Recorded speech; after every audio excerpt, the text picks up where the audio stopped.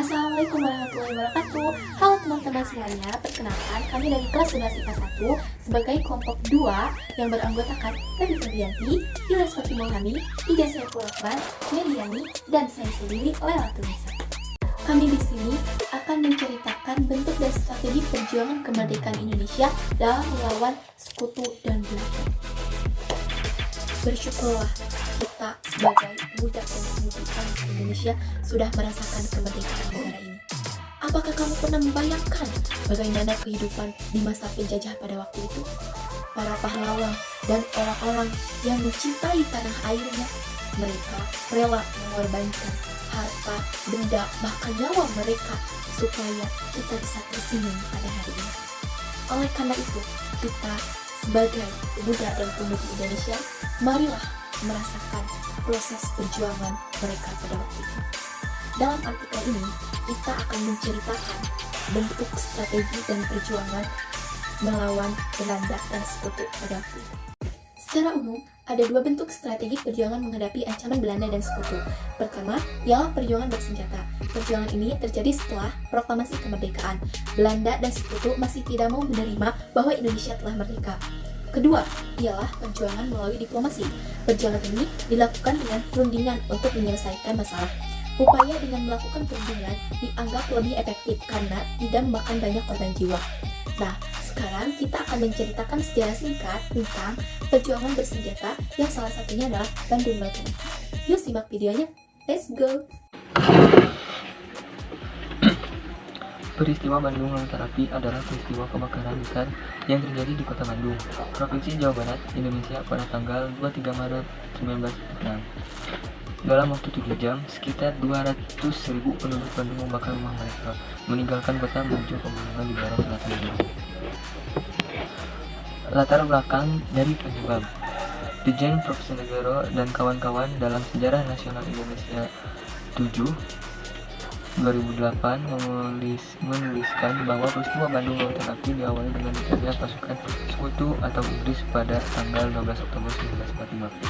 Beberapa pekan setelah proklamasi kemerdekaan RI, pasukan sekutu yang bergabung dalam AFNI Allied Forces Netherlands East Indies datang ke Indonesia usai memenangkan perang dunia kedua melawan Jepang. Muhammad Uli Purwasatria dalam penelitian bertajuk Peranan Sukanda, Bratamanggara, dan Suaka di Bandung Utara dalam mempertahankan kemerdekaan tahun 1945 sampai 1948 2014 menyampaikan awalnya kedatangan mereka hanya untuk membebaskan tentara sekutu dari tahanan Jepang. Namun ternyata Belanda atau Nica membonceng pasukan sekutu dan ingin menguasai Indonesia lagi. Bergolaklah perlawanan dari prajurit dan rakyat Indonesia atas kehadiran Belanda. Kronologi peristiwa Bandung Lautan Api, pasukan sekutu mulai melancarkan propaganda rakyat Indonesia diperingatkan agar meletakkan senjata dan menyerahkan kepada sekutu. Pihak Indonesia tidak menggubris di ultimatum tersebut. Pada 27 November 1945, Kolonel McDonald selaku Panglima Perang Sekutu sekali lagi menyampaikan ultimatum kepada Gubernur Jawa Barat, Mr. Datuk Jamin, agar rakyat dan tentara segera mengosongkan wilayah Bandung Utara. Peringatan yang berlaku sampai 29 November 1945 pukul 12.00 harus dipenuhi. Jika tidak, maka sekutu akan bertindak keras.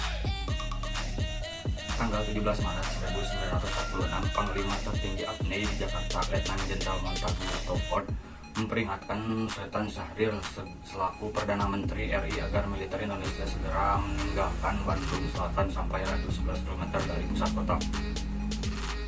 Hanya pemerintah sipil, polisi, dan penduduk sipil yang diperbolehkan tinggal.